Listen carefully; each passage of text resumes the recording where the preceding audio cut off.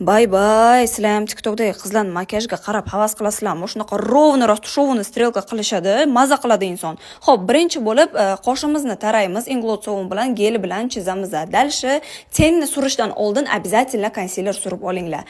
Kim вообще ko'zini bo'ya olmasa, ya'ni strelka chizib bilmasa, обязательно skoch olinglar, потому что bu palochka-vыручалочка. Mana shu bobomning narxi turadigan paletkani olib, korичневый, ya'ni kirpichni rangini olib surdim va tozaroq kistichka bilan rastушевать qildim. Дальше konsilerni olib shunaqa gradient chiqaramiz. Oldini выразительно bo'lishi uchun и обязательно банановый цвет такой тень surtamiz. Artista qora qalam ko'zning ichiga и inglot подводка. Inglot eslaringizdan chiqmasin. Vodostoyki umuman ketmaydi, zo'r turadi. Qora tenni olib ustidan rastушевать qilamiz и skochni olib tashlaymiz. Voila, qanaqa chiroyli vzгляд bo'ldi bizda. Дальше cabaret tush, baza под макияж и Estee Lauder Manda tonalka Chic konsiler. Skulptor bilan жидкий rumyanani olamiz, kistichka yordamida rastушевать qilamiz.